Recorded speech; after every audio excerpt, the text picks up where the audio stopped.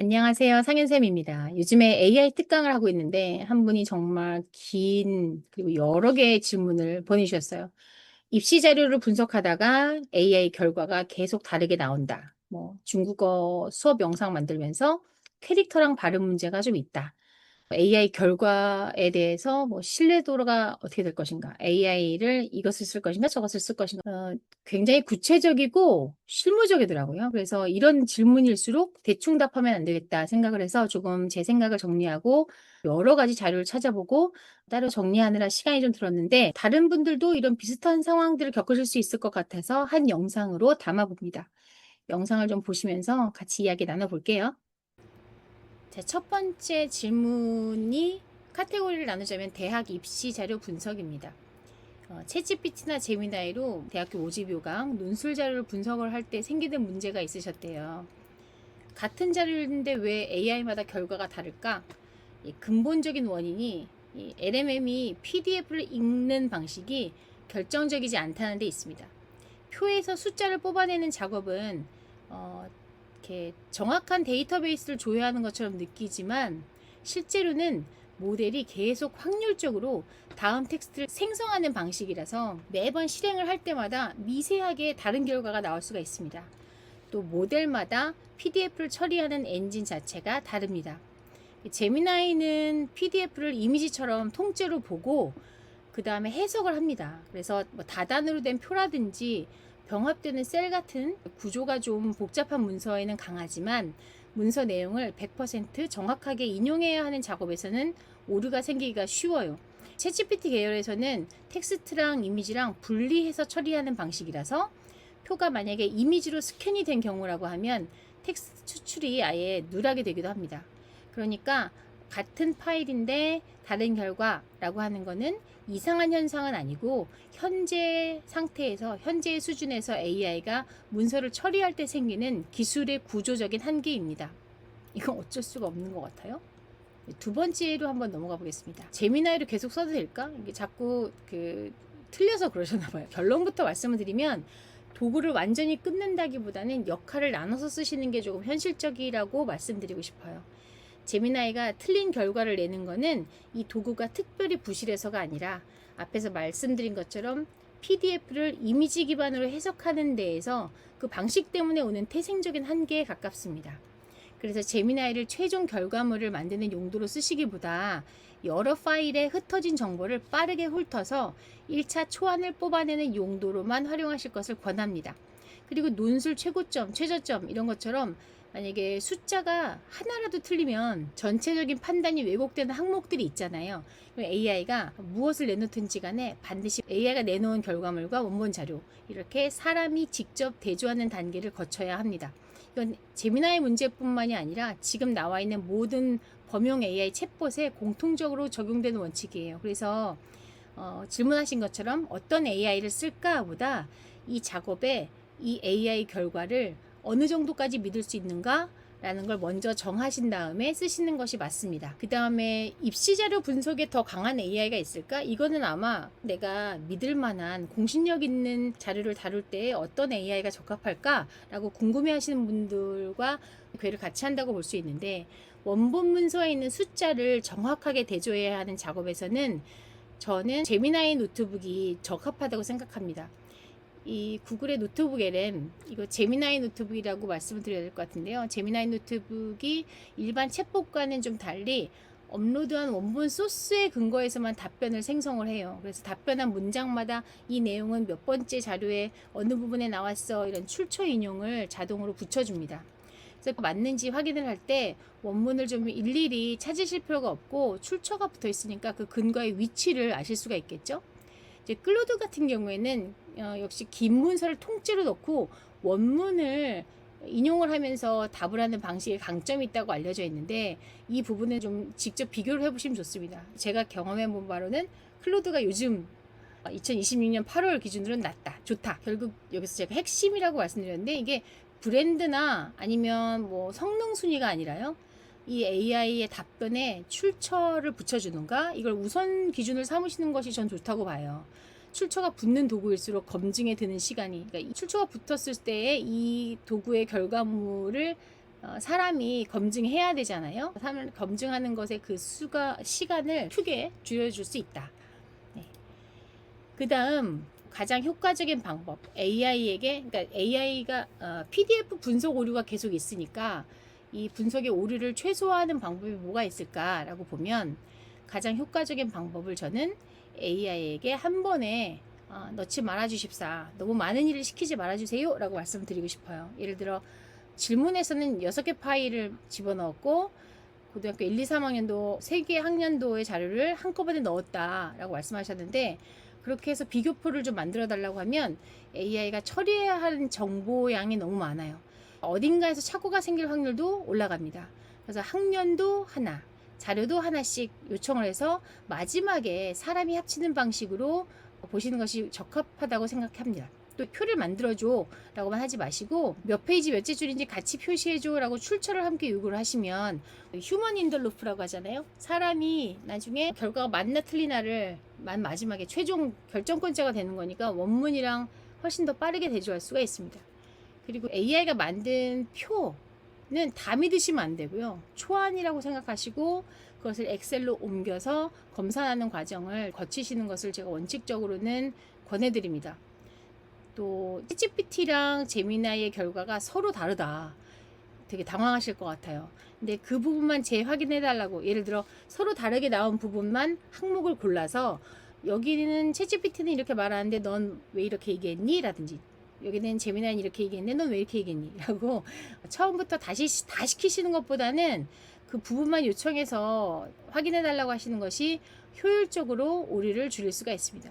저는 궁금했어요. 질문에는 없었지만 그럼 제미나이 노트북은 어때? 라고 물어보실 수도 있을 것 같았어요. 제미나이 노트북은 결국 이것도 내부적으로는 제미나이 엔진을 쓰는 거거든요. 그래서 좀 전에 말씀드린 것처럼 PDF를 읽는 방식에서 오는 자체적인 한계에서 완전히 100% 벗어나 있는 건 아니에요. 그래도 상대적으로 구조적으로 얘네들이 오류가 훨씬 적게 또 쉽게 걸러지도록 설계되어 있는 건 맞습니다. 우리가 항상 얘기했듯이 일반 챗봇은 학습한 지식이 있다, 이미. 그리고 업로드한 파일 내용이 있다. 그러면 자기 마음대로 섞어서 그럴듯하게 답하려고 하는 경향이 있는데, 제미나이 노트북 같은 경우에는 업로드한 원본 소스만 답을 찾는 방식이잖아요. 그래서 RAG라고 하는 레그 방식이기 때문에 아예 없는 내용을 지어내는 확률이 낮습니다. 훨씬 낮아요.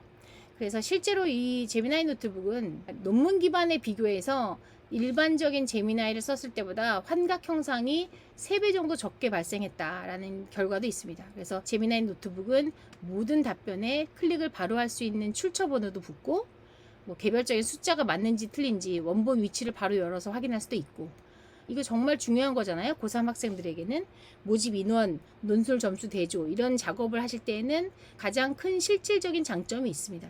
근데 여기에도 약간 조건이 바뀌는 범위들이 있는데 뭐냐면, 만약에 스캔 품질이 낮은 PDF를 썼다. 뭐 지금 그러실 일은 없겠죠. 이게 중요한 거니까 그러실 일은 없겠지만 여전히 텍스트 추출 자체가 부정확할 수가 있어요. 스캔본이거나 이미지로 캡처된 표가 섞여 있으면 문제가 생길 수가 있습니다. 이제 문서상으로 단어 수에 제한이 돼서 파일이 너무 크거나 표가 너무 촘촘하게 조밀하게 있으면 또 일부가 잘려요. 그래서 병합셀이 많은 복잡한 표는 구조를 잘못 해석해서 행이 밀리거나 열이 뒤바뀌는 오류들도 여전히 발생할 수가 있습니다. 제가 이걸 왜 말씀을 굳이 드리냐면 이게 제미나이 계열의 AI가 가지고 있는 공통적인 약점이거든요. 이거 좀 기억해 주시면 좋겠습니다. 두 번째 파트는 중국어 수업용 AI 동영상 제작에 대한 파트였어요. 자, 실제로 중국어 발음이 가장 자연스러운 AI 음성은? 이라고 말씀을 해주셨는데, 이 질문은 사실 중국어건 영어건 외국어를 가르치시는 선생님들이 많이 가지고 계시는 궁금증일 것 같아요. 11랩스, 피쉬 오디오, 어지오 같은 여러 가지 AI에 동일한 문장을 넣고 비교한 테스트 결과가 있었어요. 근데 뭐 미리 짐작할 수 있듯이 AI는 언어에 따라서 그 AI의 우열도 갈렸습니다. 11랩스는 영어 결과물에서는 가장 자연스럽긴 하지만 영어는 제가 최상급이라고 썼죠. 제3성과 제4성, 이거 삼성 사성이라고 하면 틀린데 제3성 뒤에 오는 제4성, 이런 구간들이 있으면 약간 어색함이 느껴졌죠. 나쁘지는 않다. 완전 후지게 발음하진 않지만 원어민처럼 들리진 않는다라는 수준이 있었습니다. 이 피쉬 오디오 같은 경우에는 중국어 원어민 데이터를 더 깊이 학습한 모델이에요. 그래서 성조 처리의 그 차이가 뚜렷하게 나타났습니다. 중국어 대사가 만약에 핵심적인 컨텐츠라고 하면 영어권에서 유명한 11랩스보다는 중국어에 특화된 이 피쉬 오디오 쪽이 더 나은 선택일 수도 있고요. 여기에 만약에 한국어 자막이나 캐릭터 연기까지 해야 된다라고 하면 아시아권 언어 품질이라든지 캐릭터 연기에 강점이 있는 요 타입캐스트라고 하는 녀석도 비교 대상에 넣어볼 만합니다.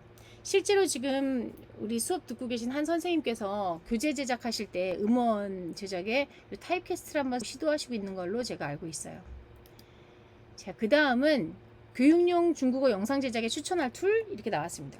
만약에 AI 아바타가 본문을 읽어주는 정도다라고 하면 헤이젠이라든지 신티아라든지 아니면 리드 같은 이런 도구들이 다국어로 아바타도 지원하고 번역도 주고 자막도 줍니다. 근데 얘네들은 문서나 스크립트를 아바타랑 자막이랑 번역이랑 결합된 다국어 교육 영상으로 만들어주는 것에 되게 특화가 되어 있다고 하는 데에서는 우리가 하는 대부분의 자료 제작의 작업과 방향이 잘 맞죠. 헤이젠 같은 경우에는 회원 가입을 하시면 무료 크레딧을 줘요.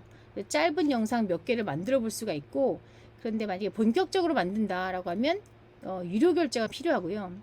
또 이 신시아 같은 경우에는 과거에는 크레딧 같은 게 좀 후했어요. 근데 지금은 무료 체험을 하실 때 그 티어가 되게 제한적이에요. 유료 플랜 중심으로 돌아가고 있기 때문에 요거는 실제로 정책이 좀 자주 바뀌는 틀로 알고 있습니다.